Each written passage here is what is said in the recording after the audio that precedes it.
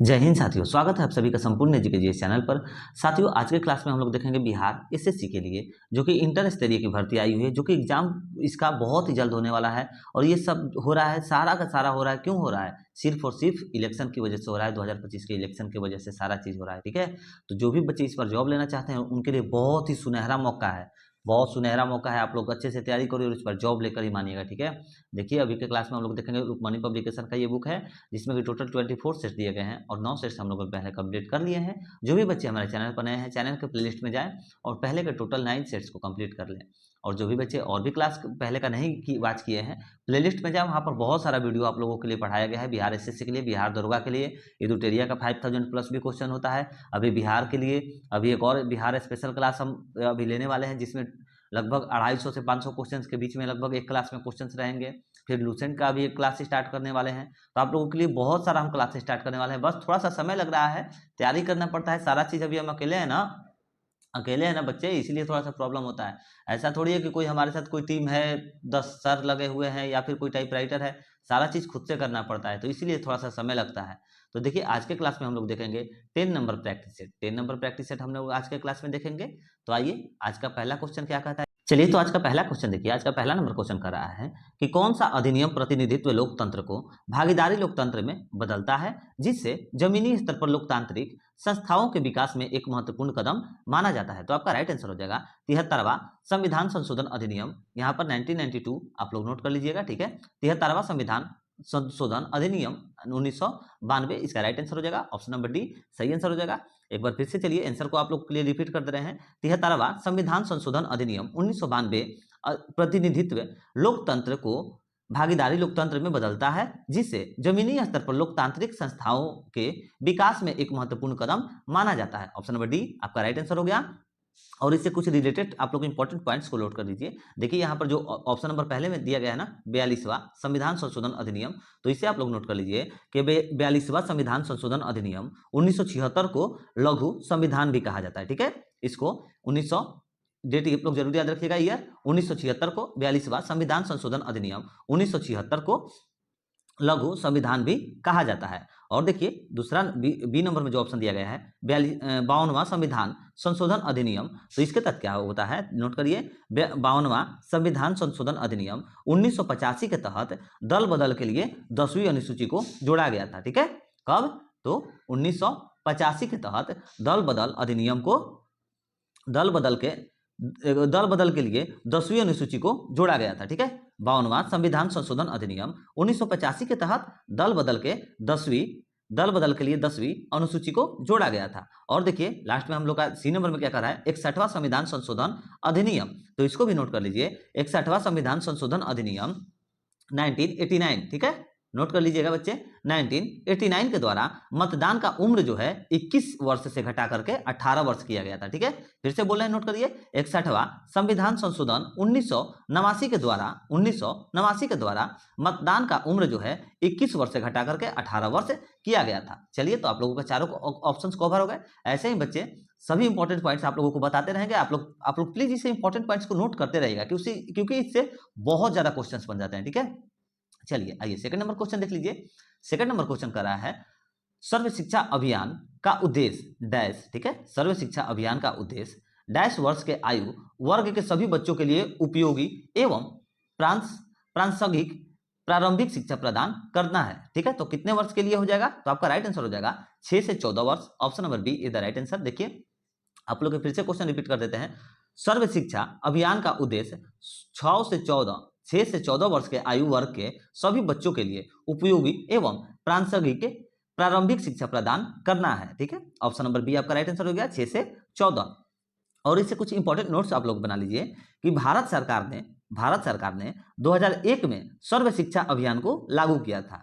ठीक है, नोट करिए, यहाँ पर शिक्षा के बारे में कह रहा है ना, सर्व शिक्षा के बारे में कह रहा है ना, अभियान के बारे में, तो इसी से रिलेटेड है कि भारत सरकार ने 2001 में सर्व शिक्षा अभियान को लागू किया था। कब किया था?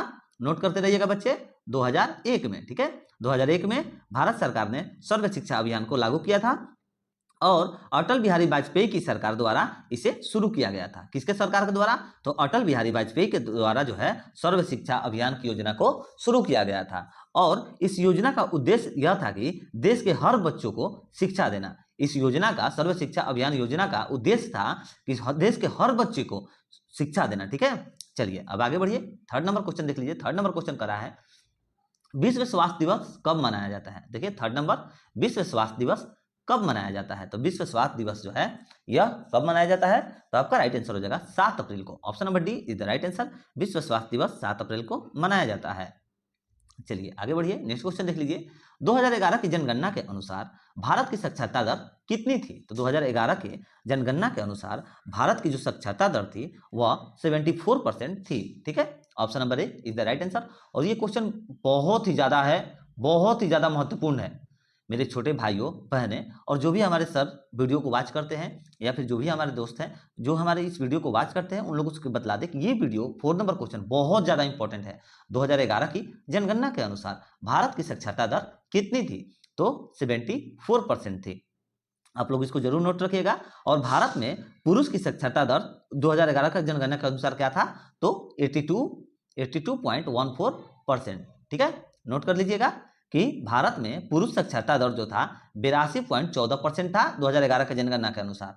तो ठीक इसी की तरह अब आप लोग नोट करिए कि फिर महिला का साक्षरता दर क्या था। तो महिला का जो साक्षरता दर था वह 65.46% था।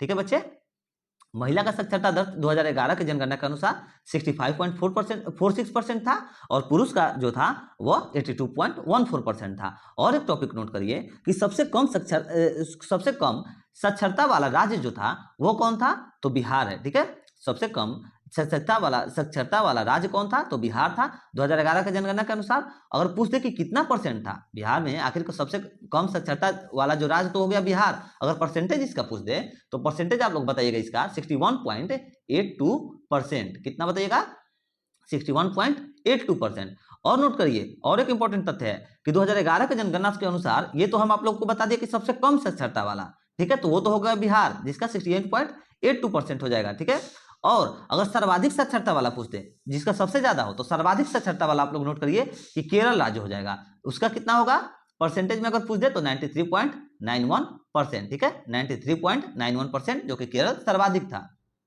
चलिए नेक्स्ट क्वेश्चन देखिए। कितना नंबर क्वेश्चन कवर है, हाँ 4 नंबर क्वेश्चन हम लोग का कवर हो गया। इसका सही आंसर हो जाता 24.0%। चलिए 5 नंबर क्वेश्चन देख लीजिए।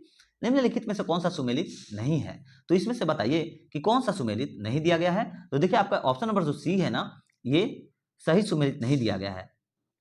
ठीक है, ऑप्शन नंबर सी सही सुमेलित नहीं है। चीन का संघाई नहीं होगा, ऑप्शन नंबर सी आपका राइट आंसर। ये जो है सही सुमेलित नहीं है, option number C right answer. और देखिए क्या हो जाएगा फिर, तो चीन की जो राजधानी है वह विंजिंग है। ठीक है, चीन की राजधानी क्या हो जाएगी, विंजिंग हो जाएगी। यहाँ पर गलत दिया गया है संघाई, चीन की हो जाएगी विंजिंग। और इसे और एक नोट कर लीजिए कि एवं इसका मुद्रा जो क्या है, चीन का मुद्रा क्या है चीन का, तो इसको नोट कर लीजिए राम बिम्बी। ठीक है, राम बिम्बी जो है यह चीन का मुद्रा है, इसको आप लोग जरूर याद रखिएगा। चलिए नेक्स्ट क्वेश्चन देखिए।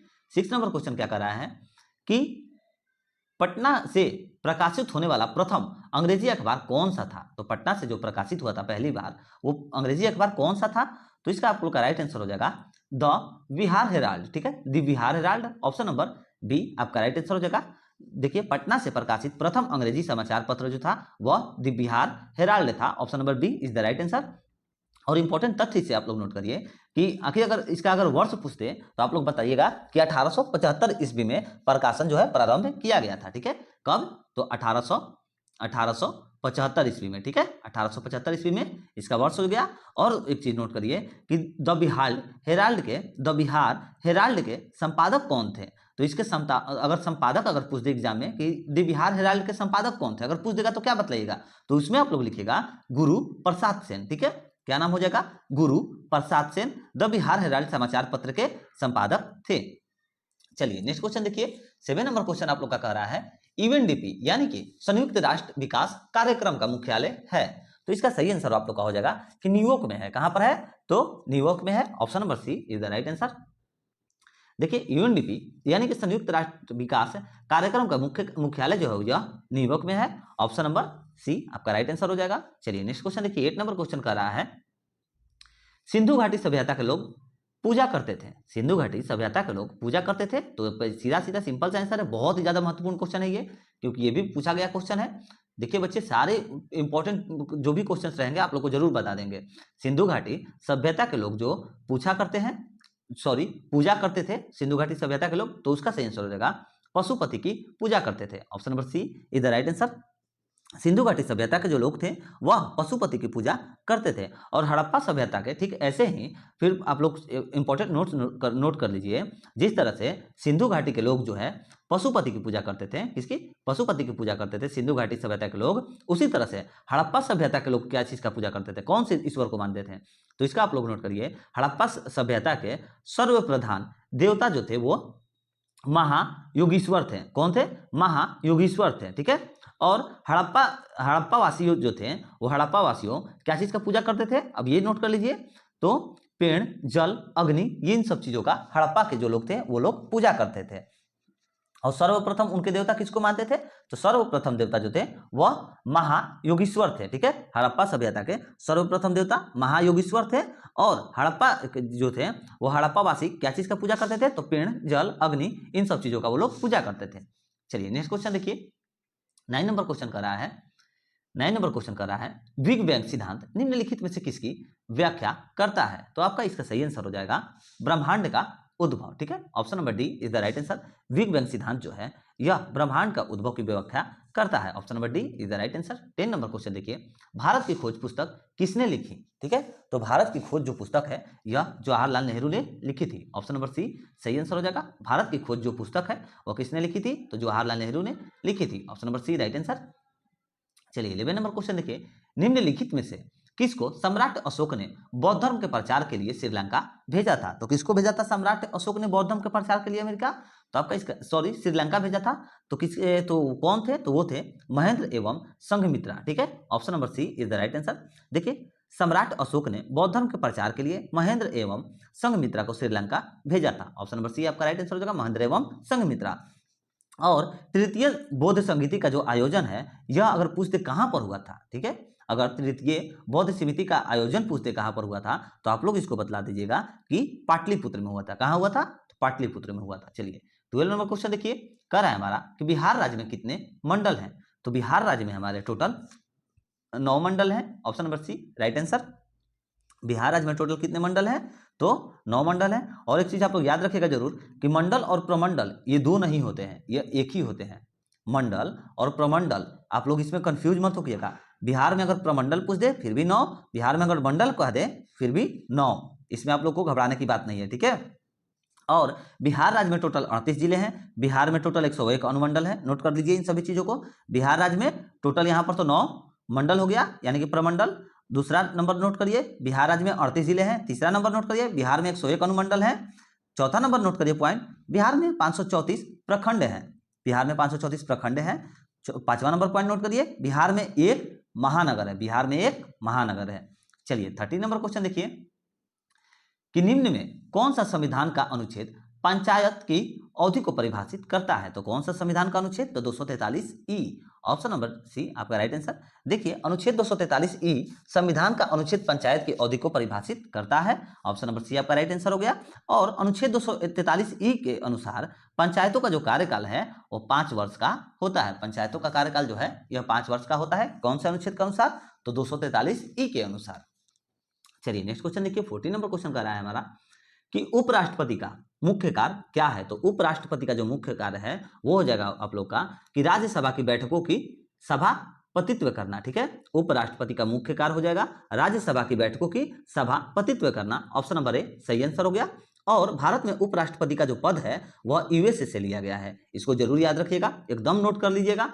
हजारों बार ये पूछा गया है क्वेश्चन, हजारों बार, 1-2 बार नहीं, हजारों बार पूछा गया है ये क्वेश्चन।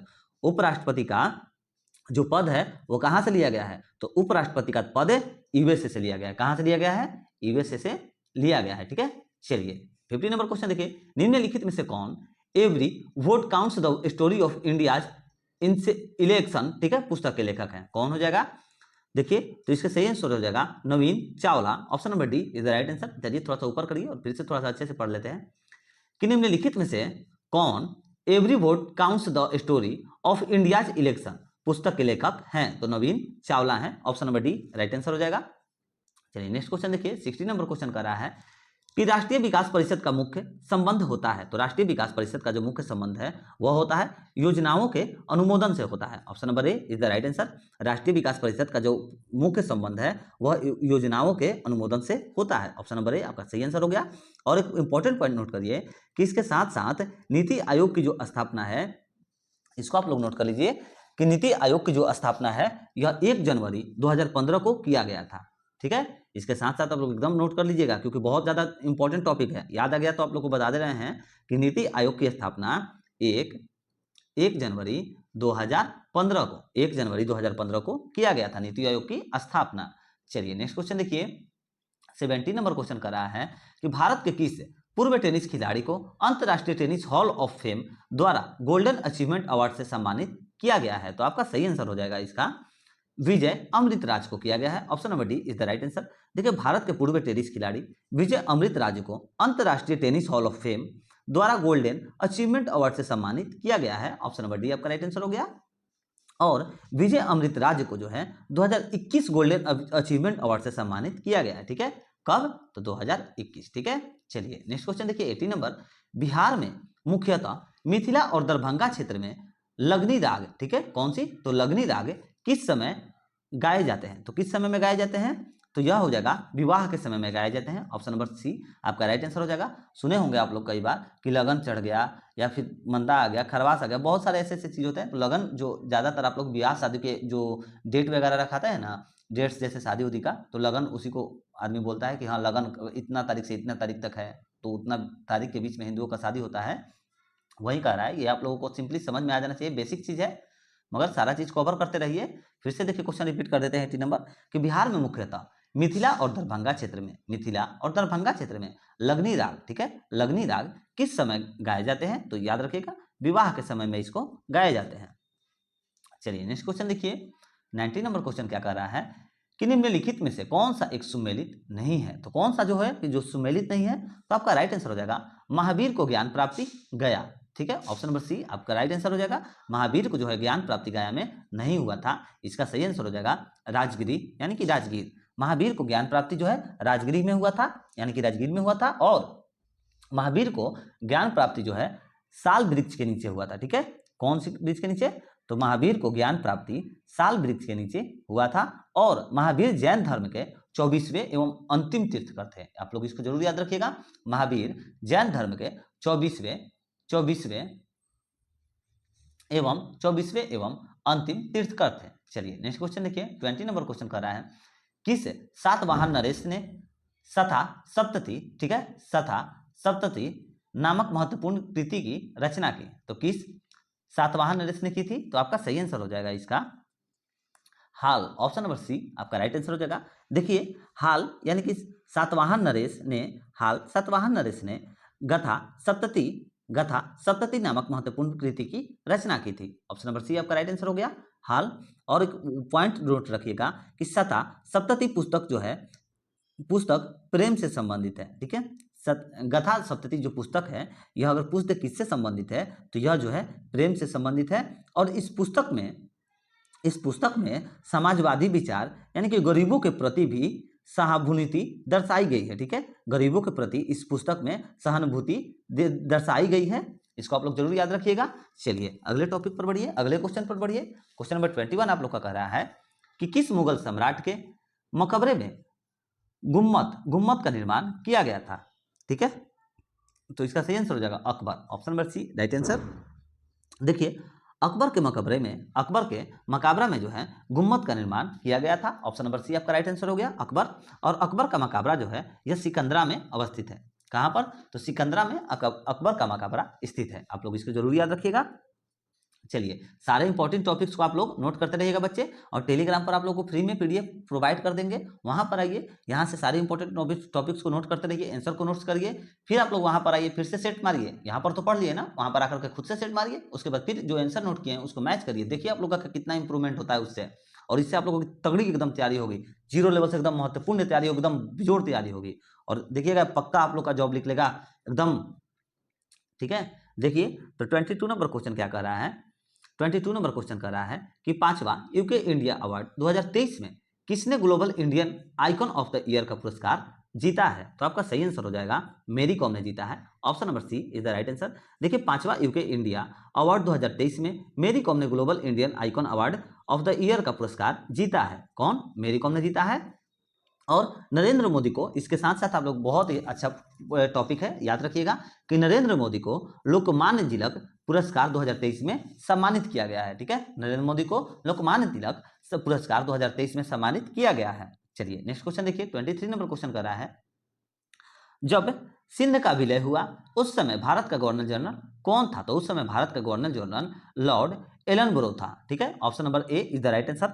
जब सिंध का विलय हुआ उस समय भारत का गवर्नर जनरल लॉर्ड एलनबरो था। और लॉर्ड एलनबरो जो है 1842 से 44 ईस्वी, ठीक है, नोट कर लीजिएगा, लॉर्ड एलनबरो 1842 से 1844 ईस्वी के बाद ही भारत का गवर्नर जनरल इस वक्त इसका जो क्या बोलते हैं, इसका वर्ष का अवधि था, गवर्नर जनरल इसी वक्त में बना था, इस 1842 से 1844 तक रहा था। लॉर्ड एलनबरो जो था 1842 से 1844 तक क्या था? गवर्नर जनरल था। और अगर पूछते आप लोगों से कि ये किसके बाद बना था, आखिर इनसे पहले अगर गवर्नर जनरल कौन थे 1842 से 1844 के बीच के पहले के, तो वो भी नाम आप लोग नोट कर लीजिए कि लॉर्ड आर्कलैंड थे। कौन थे? लॉर्ड आर्कलैंड थे। देखिए आप यहाँ पर ऑप्शन नंबर बी में शायद दिया गया है, हाँ देखिए बी में दिया गया है, लॉर्ड आर्कलैंड जो थे यह लॉर्ड एलनबरो से पहले जो है भारत के गवर्नर जनरल थे। और अगर पूछते इनका वर्ष तो याद रखिएगा 1842 से 44 तक। ठीक है, चलिए नेक्स्ट क्वेश्चन देखिए,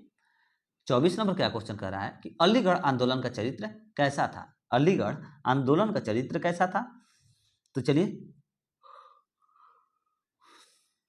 इसका राइट आंसर आपको क्या हो जाएगा देखिए पहले पढ़ना होगा ना, अलीगढ़ आंदोलन का चरित्र कैसा था?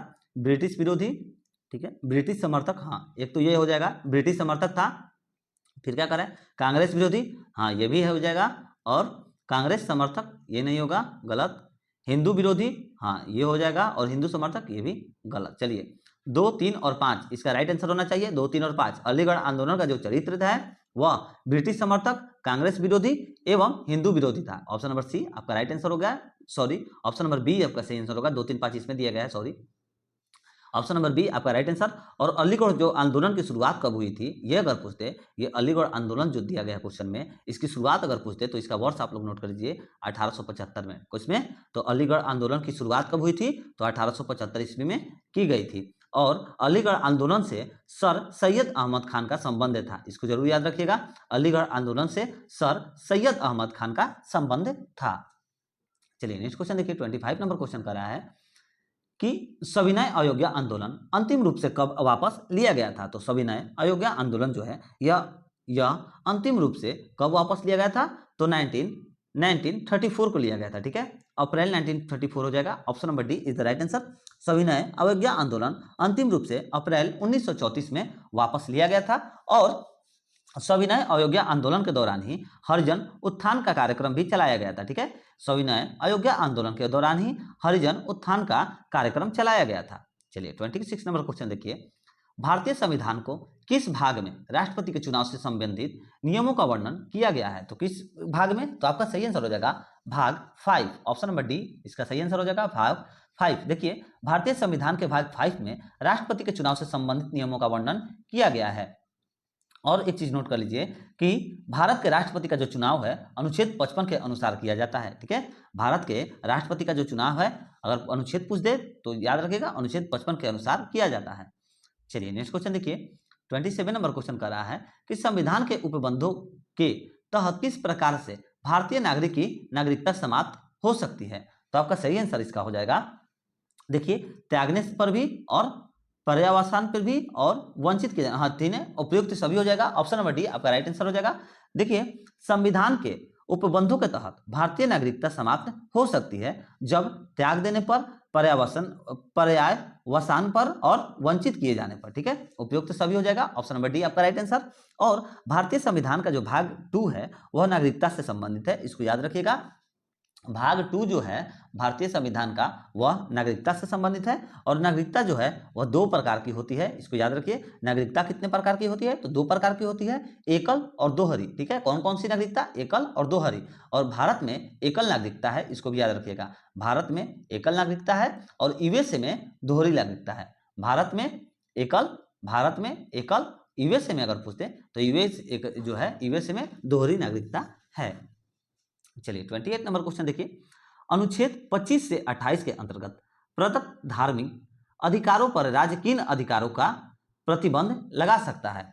ठीक है, सॉरी यहाँ पर अधिकारों बोल दिया है हम, यहाँ पर आधारों होगा। ठीक है, यहाँ पर आधार होगा।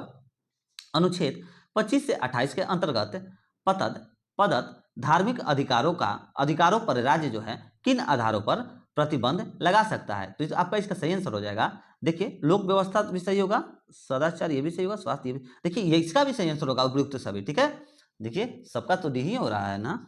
चलिए देख लीजिए कि अनुच्छेद 25 से 28 के अंतर्गत, ठीक है, अनुच्छेद 25 से 28 के अंतर्गत प्रदत्त धार्मिक अधिकारों पर राज्य लोक व्यवस्था, सदाचार और स्वास्थ्य के आधार पर जो है प्रतिबंध लगा सकता है। ठीक है, ऑप्शन नंबर डी आपका सही आंसर हो जाएगा, उपयुक्त सभी। और नोट करिए कि भारतीय संविधान की प्रस्तावना में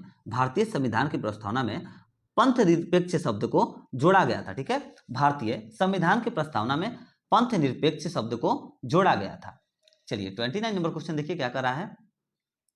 29 नंबर हम लोग का क्वेश्चन है कि राष्ट्रपति पद पर सबसे कम अवधि तक पद पर रहने वाले राष्ट्रपति कौन है? बहुत ज्यादा महत्वपूर्ण क्वेश्चन, याद रखिएगा आप लोग इसको। राष्ट्रपति पद पर अभी तक सबसे कम अवधि तक कौन से राष्ट्रपति रहे थे? तो इसका आप लोग का राइट आंसर हो जाएगा doctor Zakir Hussain, option number B right answer. राष्ट्रपति पद पर सबसे कम अवधि तक पद पर रहने वाले कौन थे राष्ट्रपति? डॉक्टर जाकिर हुसैन थे, option number B right answer. और जाकिर हुसैन जो थे वो तीसरे राष्ट्रपति थे, ये भी याद रखिएगा। जाकिर हुसैन हम लोग के तीसरे राष्ट्रपति बने थे। चलिए 30 नंबर क्वेश्चन देख लीजिए, निम्नलिखित में से कौन सा एक सुमेलित नहीं है? तो कौन सा सुमेलित नहीं है? तो आपका राइट आंसर हो जाएगा कोलकाता भूतापीय ऊर्जा केंद्र, यह जो है सही सुमेलित नहीं है। ऑप्शन नंबर इसका C is the right answer, option number C सही आंसर हो जाएगा। कोलकाता भूतापीय ऊर्जा केंद्र नहीं है, option number C right answer हो जाएगा। चलिए आगे देखिए, हाल ही में किसके द्वारा प्रमुख पुस्तक Modi shaping a global award in influx लिखा गया है? हाल ही में किसके द्वारा प्रमुख पुस्तक Modi shaping a global award influx लिखा गया है? इनफ्लक्स लिखा गया है। तो आपका राइट आंसर हो जाएगा S Jaishankar, option number A right answer. देखिए हाल ही में पुस्तक Modi shaping a global award influx को एस जयशंकर द्वारा लिखा गया है, option number A right answer S Jaishankar. और एस जयशंकर जो है वर्तमान में भारत के विदेश मंत्री हैं, इसको भी याद रखिएगा। एस जयशंकर जो है यह अभी करंट में भारत के विदेश मंत्री हैं। 32 नंबर क्वेश्चन कर रहा है, स्प्रूस फर तथा पाइन के वृक्ष मुख्यतः किस प्रकार के वनों में पाए जाते हैं? तो किस प्रकार के वनों में पाए जाते हैं? तो टैगा हो जाएगा, option number D right answer taiga. देखिए स्प्रूस फर तथा पाइन के वृक्ष जो है मुख्यतः टैगा प्रदेश के वन में पाए जाते हैं। टैगा जो है टैगा प्रदेश का वन में पाया जाता है, option number D right answer taiga. चलिए नेक्स्ट क्वेश्चन देखिए, 33 नंबर क्वेश्चन कर रहा है, ऋग्वेद में श्लोक सविता से भी संबंधित है, सविता का अर्थ जो है किस देवता से है? तो इसका सही आंसर हो जाएगा आप लोग का किस देवता से है? तो वरुण से, हाँ option number B right answer Varun से है। देखिए ऋग्वेद में नहीं वरुण नहीं होना चाहिए, देखने से सूर्य सही होगा, ऑप्शन नंबर सी होना चाहिए सूर्य, वरुण तो नहीं होना चाहिए, हाँ वरुण नहीं होगा, आप लोग इसका सही आंसर मारिए, ऑप्शन नंबर सी सूर्य।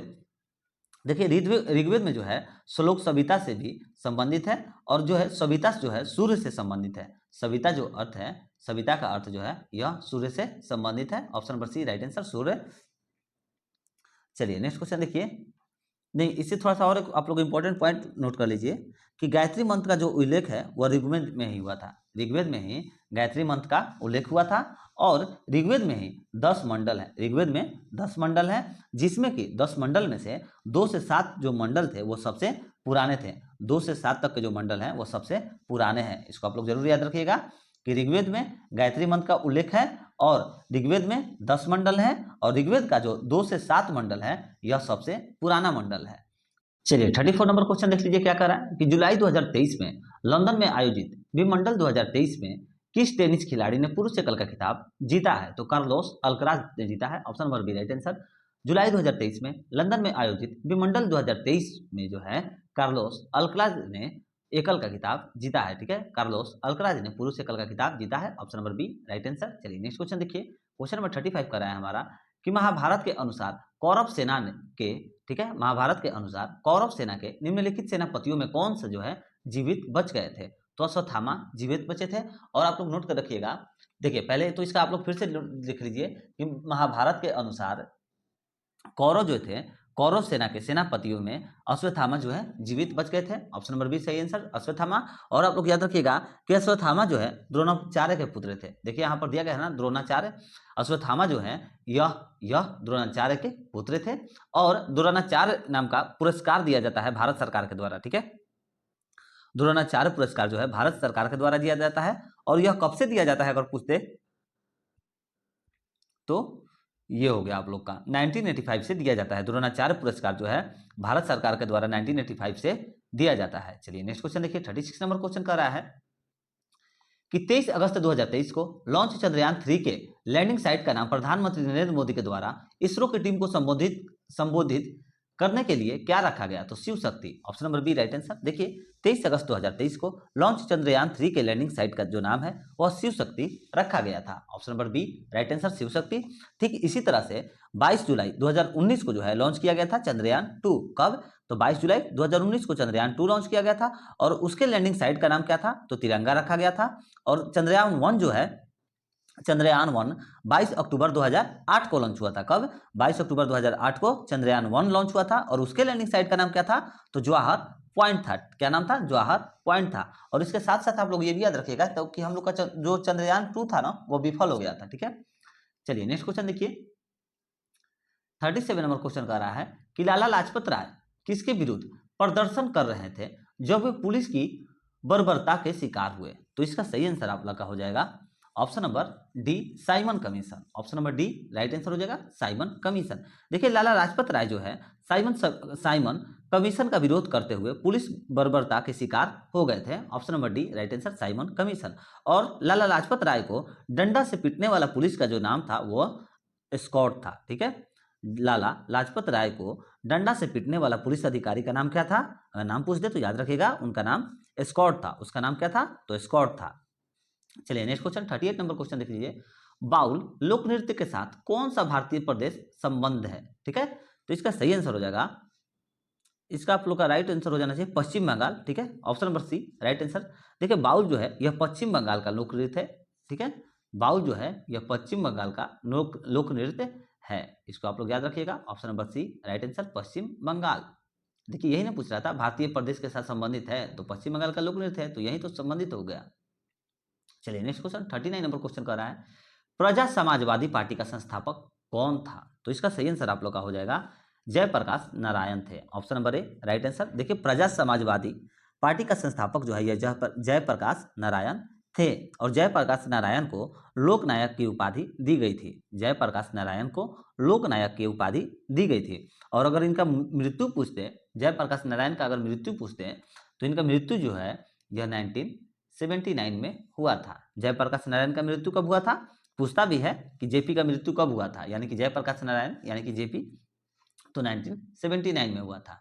चलिए नेक्स्ट क्वेश्चन देखिए, 40 नंबर क्वेश्चन कर रहा है, पश्चिमी घाट की सबसे ऊंची चोटी कौन सी है? पश्चिमी घाट की सबसे ऊंची चोटी कौन सी है? तो कुर्देमुख है। ठीक है, Kudremukh, option number A right answer. पश्चिमी घाट की सबसे ऊंची चोटी कौन है? तो कुर्देमुख उसका नाम है, ऑप्शन नंबर ए सही आंसर हो जाएगा। और पश्चिमी घाट को सहयाद्री भी कहा जाता है, पश्चिमी घाट को सहयाद्री भी कहा जाता है। चलिए नेक्स्ट क्वेश्चन देखिए, 41 नंबर क्वेश्चन कर रहा है, शांति निकेतन की स्थापना किसने की? तो शांति निकेतन की स्थापना रविंद्रनाथ टैगोर ने की थी, ऑप्शन नंबर बी आपका राइट आंसर। शांति निकेतन की स्थापना रविंद्रनाथ टैगोर ने की और शांति निकेतन जो है विश्वविद्यालय की स्थापना रविंद्रनाथ टैगोर ने की थी। शांति निकेतन विश्वविद्यालय की स्थापना किसने की थी? तो ये भी याद रखिएगा कि रविंद्रनाथ टैगोर ने की थी। चलिए नेक्स्ट क्वेश्चन देखिए, 42 नंबर क्वेश्चन कर रहा है हम लोग का कि भारत के कितने राज्य कहीं भी समुद्र को नहीं छूते हैं? तो भारत के कितने राज्य? तो टोटल हो जाएंगे 19 राज्य, option number C right answer. Bharat में 19 राज्यों की जो सीमा है समुद्र को नहीं छूती है। Option number C right answer 19। और भारत की जलीय सीमा जो है 7 देशों से जुड़ते हैं। भारत की जलीय सीमा यानी कि समुद्री सीमा जो है यह 7 देशों से जुड़ते हैं और भारत के जल एवं स्थल सीमा 3 देशों से जुड़ मिलते हैं। ठीक है, भारत के जल एवं स्थल दोनों जो सीमाएं हैं वो 3 देशों से मिलती है और भारत के 9 राज्य की तटरेखा सागर से जुड़ती है। ठीक है, भारत के 9 राज्य की तटरेखा सागर से जुड़ती है। चलिए ये था इसका सारा इंपॉर्टेंट पॉइंट्स। चलिए 43 नंबर क्वेश्चन देखिए, भारत के नियंत्रक और महालेखा परीक्षक, ठीक है, भारत के नियंत्रक और महालेखा परीक्षक यानी कि कंप्ट्रोलर एंड एडिटर जनरल की नियुक्ति जो है यह कौन करता है? तो इनकी नियुक्ति जो है कौन करता है? तो राष्ट्रपति करते हैं। ठीक है, भारत के राष्ट्रपति करते हैं। Option number B right answer. देखिए भारत के नियंत्रक और महालेखा परीक्षक के जो है नियुक्ति कौन करते हैं? तो भारत के राष्ट्रपति करते हैं। Option number B right answer. Next question देखिए 44 नंबर क्वेश्चन कह रहा है अर्जुन पुरस्कार कब शुरू हुआ? सिंपल सा है, आप लोग को याद होना चाहिए। अर्जुन पुरस्कार 1961 में शुरू हुआ था और अर्जुन पुरस्कार जो है यह खेल में दिया जाता है, इसको भी आप लोग याद रखिएगा। अर्जुन पुरस्कार जो है यह खेल में दिया जाता है। चलिए नेक्स्ट क्वेश्चन देखिए 45 नंबर क्वेश्चन, 21 जून को किस स्थान पर दिन और रात बराबर होते हैं? तो किस स्थान पर 21 जून को दिन और रात बराबर होते हैं? तो भूमध्य रेखा। Option number C right answer. देखिए 21 जून को भूमध्य रेखा पर दिन और रात दोनों बराबर होते हैं और दिन और रात जो है पृथ्वी के अपने अक्ष पर घूर्णन गति के कारण होता है। ठीक है, पृथ्वी के अपने अक्ष पर जो है घूर्णन गति के कारण दिन और रात होता है और ऋतु परिवर्तन जो होता है वह पृथ्वी से अपनी परिक्रमा गति के कारण होती है। ऋतु का जो परिवर्तन होता है यानी कि मौसम का जो परिवर्तन होता है यह पृथ्वी के अपनी परिक्रमा गति के कारण होता है। चलिए 46 नंबर क्वेश्चन देखिए क्या कह रहा है, किस देश के गुप्तचर संगठन का नाम वॉस है? तो इसका सही आंसर हो जाएगा दक्षिण अफ्रीका। ठीक है, option number B right answer. देखिए दक्षिण अफ्रीका के गुप्तचर संगठन का नाम बॉस है और बॉस का पूरा नाम आप लोग का हो जाएगा ब्यूरो ऑफ स्टेट सिक्योरिटी। ठीक है, bureau of state security boss का फुल फॉर्म होता है। बॉस का फुल फॉर्म क्या होता है? तो ब्यूरो ऑफ स्टेट सिक्योरिटी, जो कि दक्षिण अफ्रीका के गुप्तचर संगठन है।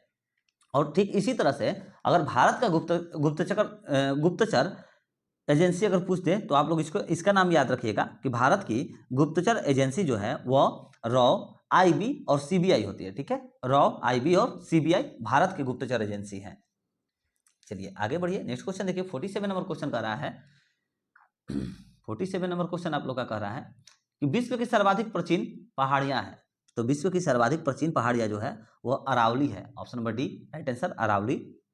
और अरावली पहाड़िया की सर्वोच्च चोटी का नाम जो है वह गुरु शिखर है। अरावली पहाड़ी की सर्वोच्च चोटी जो है वह गुरु शिखर है। और अरावली के पश्चिम ओर से माही, ठीक है, अरावली के पश्चिम की ओर से माही और लूनी नदी बहती है और पूर्व ओर से बनास नदी निकलती है। ठीक है, चलिए 48 नंबर क्वेश्चन देखिए, कजाकिस्तान की राजधानी क्या है? तो कजाकिस्तान की राजधानी अस्ताना है। Option number C right answer. और इसी तरह से अगर पूछ दे कि कजाकिस्तान की मुद्रा क्या है, मुद्रा उस आखिर कौन सी है? तो कजाकिस्तान की जो मुद्रा है उसका नाम टेगने है। क्या है? टेगने है। और दुनिया में सबसे बड़ा जो यूरेनियम का उत्पादक देश है वह कजाकिस्तान ही है। दुनिया में सबसे बड़ा यूरेनियम का उत्पादक देश कौन सा है अगर पूछते तो याद रखिएगा कजाकिस्तान है। चलिए 49 नंबर क्वेश्चन देखिए कि 17 अगस्त 2023 को कहां से राष्ट्रपति द्रौपदी मुर्मू द्वारा INS विंध्यागिरी का उद्घाटन किया गया? तो कहां से किया गया है? तो यह कोलकाता से किया गया है। Option number A is the right answer. देखिए 17 अगस्त 2023 को कलकत्ता से राष्ट्रपति द्रौपदी मुर्मू के द्वारा INS विंध्यागिरी का उद्घाटन किया गया है। और इसके इंपॉर्टेंट पॉइंट नोट करिए कि विंध्यगिरी जो है कर्नाटक की एक पर्वत श्रृंखला का नाम है। विंध्यगिरी जो है यह कर्नाटक की एक पर्वत श्रृंखला का नाम है जिसका उद्घाटन किया गया था, उसका नाम। ठीक है, चलिए आगे देखिए, भूप्रपट्टी पर सर्वाधिक उपलब्ध अधातु है। भूप्रपट्टी पर सर्वाधिक उपलब्ध अधातु है तो कौन सा हो जाएगा? तो इसका सही आंसर हो जाएगा silicon. Option number B right answer silicon हो जाएगा। चलिए 51 नंबर क्वेश्चन देखिए कि निम्नलिखित में कौन सा सूत्र सुपर फॉस्फेट उर्वरक है? तो इसका सही आंसर हो जाएगा आपका CA ब्रैकेट में H2O PO4 bracket 1 2। Option number B is the right answer. देखिए निम्नलिखित में कौन सा सूत्र जो है यह सुपर फॉस्फेट का उर्वरक है, तो ऑप्शन नंबर बी सही आंसर हो जाएगा। चलिए 52 नंबर क्वेश्चन देखिए, सुप्तावस्था में मनुष्य का रक्तचाप क्या होता है? सुप्तावस्था मतलब यानी कि सुस्त, एक तरह से आप लोग बोल सकते हैं सुस्त, ठीक है। तो उसमें मनुष्य का जो रक्तचाप होता है वह गिरता है, ठीक है। Option number B right answer, गिर जाता है। सुप्तावस्था में मनुष्य का रक्तचाप जो है वह गिर जाता है। और ठीक इसी से उल्टा देख लीजिए, अगर अति कार्य में रहे, ये तो सुप्तावस्था हो गया कि अगर मान लीजिए लेजी तरह से किया हुआ है तो ये तो मनुष्य का रक्तचाप गिरता है। और ज्यादा जो कार्य करता है, अति कार्य होता है, तो उसमें मनुष्य का रक्तचाप जो है वह बढ़ जाता है, ठीक है। चलिए नेक्स्ट क्वेश्चन देखिए, 53 नंबर क्वेश्चन कह रहा है मांसपेशियों में मुख्यतः कौन सी प्रोटीन पाई जाती है? तो मांसपेशियों में मुख्यतः जो है यह कौन सी प्रोटीन पाई जाती है? तो मायोसिन पाई जाती है। Option number C right answer. मांसपेशियों में मुख्यतः मायोसिन प्रोटीन पाया जाता है। Option number C right answer. 54 number question देखिए कि एक अणु में 9 इलेक्ट्रॉन, 9 प्रोटॉन और 10 न्यूट्रॉन है, ठीक है। उसकी जो द्रव्यमान संख्या है वो कितनी होगी? तो इसको सिंपल सा है, 19 होना चाहिए। Option number D right answer 19। याद रखिएगा आप लोग कि परमाणु में जो है प्रोटीन एवं इलेक्ट्रॉन की संख्या जो है वह समान हो जाती है, ठीक है। इलेक्ट्रॉन और जो प्रोटॉन की संख्या जो होती है, इलेक्ट्रॉन और प्रोटॉन की संख्या ये समान हो जाती है, यानी कि 9 देखिए 9 हो गई। और उसके बाद जो भी शेष बचता है वो जो है उसकी और क्या बोलते हैं, जो भी और आवेश बचता है वो आवेश विपरीत हो जाती है, ठीक है। जिसके कारण से आप लोग का सॉल्व करिएगा तो 19 आ जाएगा। Option number D right answer. Next question देखिए, 55 नंबर क्वेश्चन कर रहा है अगस्त 2023 में 15वां ब्रिक्स सम्मेलन का आयोजन किस शहर में किया गया? तो किस शहर में किया गया है? तो आपका राइट आंसर इसका हो जाना चाहिए Johannesburg. Option number B right answer, ठीक है। अगस्त 2023 में 15वां ब्रिक्स सम्मेलन का आयोजन जो है यह जोहान्सबर्ग यानी कि जो है जोहान्सबर्ग अगर कहाँ है ये भी पूछ दे तो दक्षिण अफ्रीका बताइएगा, जो कि जोहान्सबर्ग में किया गया है। Option number B right answer.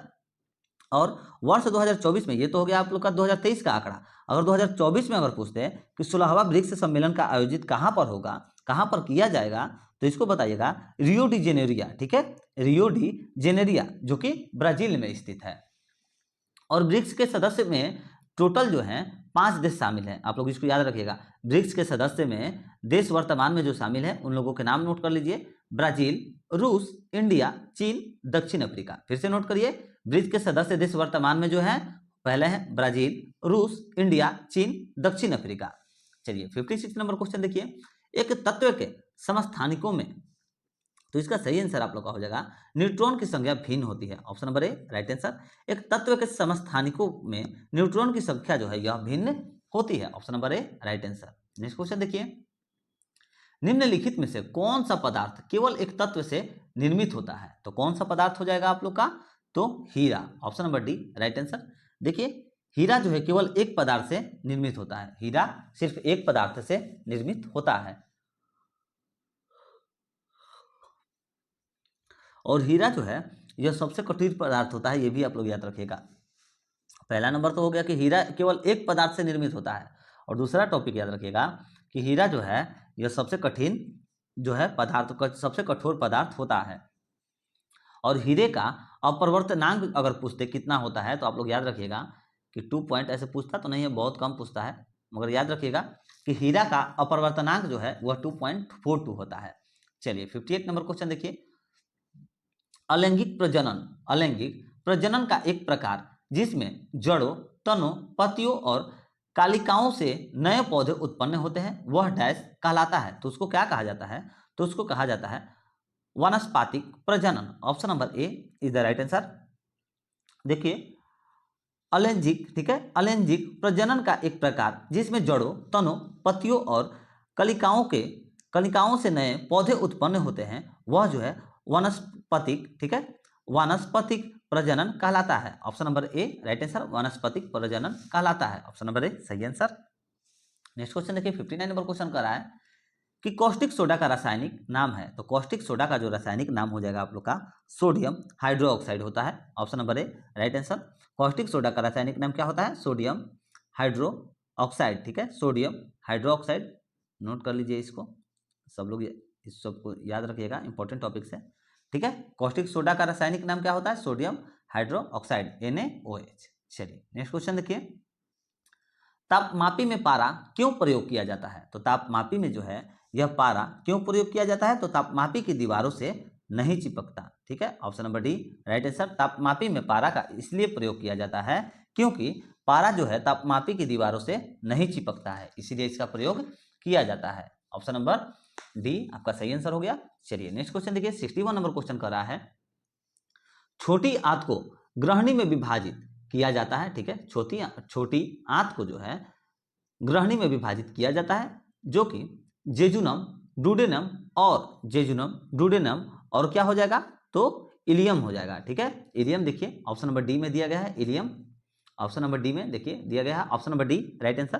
देखिए छोटी आंत को ग्रहणी में विभाजित किया जाता है, जो कि जेजुअम, ठीक है, जेजुनम, डुडेनम और इलियम में किया जाता है। Option number D right answer, ilium.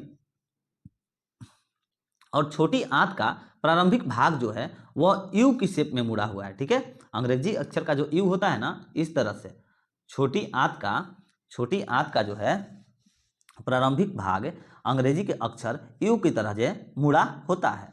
चलिए नेक्स्ट क्वेश्चन देखिए, 62 नंबर क्वेश्चन क्या कर रहा है, टी मापक, टी यानी कि टी स्केल पर निम्नलिखित में से किसका मापन किया जाता है? तो टी स्केल पर किसका मापन किया जाता है? तो चक्रवातों की शक्ति का मापन किया जाता है। Option number C right answer. देखिए टी मापक यानी कि टी स्केल चक्रवातों, ठीक है, चक्रवातों की शक्ति का मापन है। Option number C right answer. और भूकंप को रिएक्टर पैमाने से मापा जाता है, ये भी याद रखिएगा। यहाँ पर भूकंप ये तरंग दिया गया, इसलिए बता दे रहे हैं कि भूकंप को जो है यह रिक्टर पैमाने से मापा जाता है। चलिए 63 नंबर क्वेश्चन देखिए, कार्ने लाइट निम्नलिखित में से किसका अयस्क है? तो कार्ने लाइट जो है यह निम्नलिखित में से किसका अयस्क है?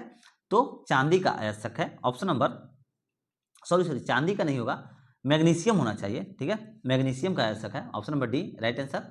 कार्ने लाइट निम्नलिखित में से जो है यह किसका अयस्क है? तो मैग्नीशियम का है। Option number D right answer. Carnallite magnesium का अयस्क है। और कार्ने टाइट, ठीक है, ये देखिए कार्ने लाइट के बारे में हम आप लोग को बताएं, कार्ने लाइट का जो है अयस्क क्या होगा? तो मैग्नीशियम होगा। ठीक, इसी तरह से कार्ने टाइट, याद रखिए कार्ने टाइट और पीच जो है ब्लेड यूरेनियम का अयस्क है। ठीक है, कार्ने टाइट और पीच जो है यह ब्लेड यूरेनियम का अयस्क है। Carnotite, pitchblende uranium का अयस्क है, आप लोग याद रखिएगा। और हम लोग अभी क्वेश्चन में क्या पढ़े? कार्ने लाइट, तो कार्ने लाइट का हो जाएगा अयस्क मैग्नीशियम, और कार्ने टाइट और पिच ब्लेड का पूछ दे तो यूरेनियम हो जाएगा। चलिए 64 नंबर क्वेश्चन देखिए, 64 नंबर क्वेश्चन कर रहा है, आतिशबाजी में हरा रंग निम्न की उपस्थिति के कारण होता है। तो आतिशबाजी में हरा रंग जो है निम्न की उपस्थिति के कारण होता है। तो किसके उपस्थिति के कारण होता है? तो इसका सही आंसर हो जाएगा आप लोग का कि barium. Option number C right answer. आतिशबाजी में हरा रंग बेरियम के उपस्थिति के कारण होता है। Option number C right answer, barium. Next question देखिए, 65 नंबर क्वेश्चन कर रहा है, डायबिटीज रोग में शरीर का कौन सा अंग जो है सही ढंग से कार्य नहीं करता है? तो सही ढंग से जो कार्य नहीं करता है वो हो जाता है अग्न्याशय। Option number C right answer. देखिए अग्न्याशय जो है यह डायबिटीज रोग में ठीक से कार्य नहीं करता है। Option number C right answer. Next question देखिए, निम्नलिखित में से कौन सा एक गैर संचारी रोग है? तो कौन सा एक गैर संचारी रोग है? तो मिर्गी। Option number B right answer. देखिए मिर्गी एक गैर संचारी रोग है, और मिर्गी रोग में जो है व्यक्तियों को आमतौर पर आप लोग ध्यान दिए होंगे कि बहुत सारे व्यक्ति कांपने लगते हैं और एक ही पर नीचे गिर जाते हैं, उसी को हम लोग मिर्गी रोग कहा जाता है। ठीक है, मिर्गी रोग में व्यक्ति जो है आमतौर पर कुछ समय के लिए चेतना खो देता है, यानी कि अपने आपा जो है अपना खो देता है, उसी को हम लोग मिर्गी रोग कहते हैं। चलिए 67 नंबर क्वेश्चन देखिए क्या कर रहा है कि कौन से विटामिन की कमी के फलस्वरूप अतिसार के साथ त्वचा की सूजन तथा छाजन होते हैं? तो इसका सही आंसर हो जाएगा निकोटिनिन अम्ल। Option number C right answer, nicotinic अम्ल। ठीक है, देखिए निकोटिनिक अम्ल के कारण अतिसार के साथ त्वचा का सूजन तथा छाजन जो है वह होता है। Option number C right answer, nicotinic अम्ल। चलिए 68 नंबर क्वेश्चन देखिए, इनमें से कौन सा जो है प्रबल अबंध है? तो इसका सही आंसर हो जाएगा C311C। Option number D, option number C right answer. चलिए देखिए C311C जो है यह प्रबल अबंध है। Option number C right answer. Next question देखिए, 69 नंबर क्वेश्चन कह रहा है, निम्नलिखित अणुओं में से किसमें दो सन्निकट कार्बन परमाणु में सबसे अधिक दूरी होती है, ठीक है। निम्नलिखित अणुओं में से किस में दो सन्निकट कार्बन परमाणु में सबसे अधिक दूरी होती है? तो इसका आपका सही आंसर हो जाएगा ethane, option number B right answer. Ethane में जो है दो सन्निकट कार्बन परमाणु में सबसे अधिक दूरी होती है। चलिए नेक्स्ट क्वेश्चन 70 नंबर क्वेश्चन देखिए, निम्न में से कौन सी बीमारियां जीवाणु जनित है? तो कौन सी बीमारियां जो है जीवाणु जनित है? तो देखिए पहला ही है हैजा, टाइफाइड, निमोनिया, डिप्थीरिया और लिप्रोसी। ये सभी जो हैं यह बीमारियां जो है यह जीवाणु जनित है, option number A right answer. Next question देखिए 71 नंबर क्वेश्चन, मनुष्य के चर्म के रंग का कारण होता है। तो मनुष्य के चर्म के रंग का कारण क्या होता है? तो इसका सही आंसर हो जाएगा मेलानिन होता है, option number B right answer. देखिए मनुष्य के चर्म के रंग का कारण मेलानिन होता है और मेलानिन की मात्रा जो है अधिक होने से त्वचा का रंग काला होता है। मेलानिन की अगर मात्रा जो है शरीर में अगर अधिक हो जाए तो त्वचा का रंग काला होता है, और मेलानिन की मात्रा जो है कम हो जाए तो कम से जो है त्वचा का रंग जो है गेहुआ या फिर जैसे कि हल्का येलो या फिर व्हाइट कलर का हो जाता है। चलिए 72 नंबर क्वेश्चन देखिए, नीले लिटमस वाले पानी से होकर अगर CO2 गुजारी जाए तो परिणामी घोल का रंग क्या होता है? तो परिणामी जो घोल का रंग हो जाएगा वह आपका लाल हो जाएगा, option number A right answer. देखिए नीले लिटमस वाले पानी से होकर के अगर CO2 गुजारी जाए तो परमाणु घोल का रंग जो है वह लाल हो जाएगा, ऑप्शन नंबर ए। देखिए 73 नंबर कह रहा है डैश युक्त मिश्र धातु को संया कहा जाता है। तो पारा हो जाएगा, option number A right answer. पारा युक्त मिश्र धातु को संलयन कहा जाता है, option number A right answer पारा। और पारा का मुख्य अयस्क जो है यह सिनेबार होता है, इसको याद रखिएगा। पारा का मुख्य अयस्क क्या होता है? तो सिनेबार होता है। और पारा जो है यह सफेद एवं अत्यंत चमकीला धातु है। पारा जो है सफेद एवं अत्यंत चमकीला धातु है। चलिए 74 नंबर क्वेश्चन देखिए, फ्लेमिंग के दाएं हाथ के नियम का प्रयोग किसकी दिशा का पता लगाने के लिए किया जाता है? तो इसका सही आंसर हो जाएगा आपका का प्रेरित धारा, option number C right answer. Fleming के दाएं हाथ के नियम का प्रयोग जो है प्रेरित धारा की दिशा का पता लगाने के लिए किया जाता है, option number C right answer प्रेरित धारा।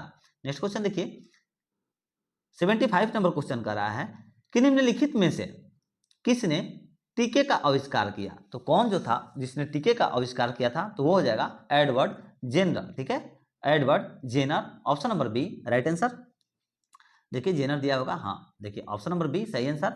देखिए एडवर्ड जेनर ने टीके का आविष्कार किया था, ऑप्शन नंबर बी आपका सही आंसर हो गया। एडवर्ड जेनर ने टीके का आविष्कार किया था। और चेचक के टीके का आविष्कार अगर पूछ दे किसने किया था, तो चेचक के टीके का जो आविष्कार है वह एडवर्ड जेनर ने ही किया था, ठीक है। किसने किया था? तो एडवर्ड जेनर ने ही चेचक के टीके का आविष्कार किया था। तो साथियों यही था हम लोगों का आज का सेशन, जिसमें हम लोगों ने टेस्ट सीरीज नंबर 10 को कंप्लीट किया।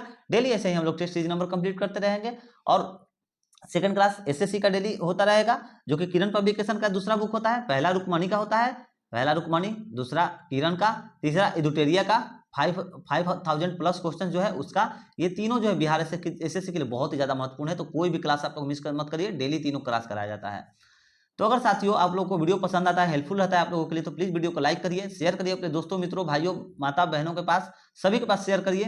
अब इस वीडियो को अगर वीडियो अच्छा लगता है, जिसके लिए हेल्पफुल रहता है, तो प्लीज वीडियो को लाइक करके शेयर करिए और चैनल को सब्सक्राइब करके बेल आइकन जरूर दबाइए, ताकि आप आने वाली हर नोटिफिकेशन आप लोगों को मिलती रहे। तो चलिए मिलते हैं नेक्स्ट वीडियो में। जय हिंद, जय भारत।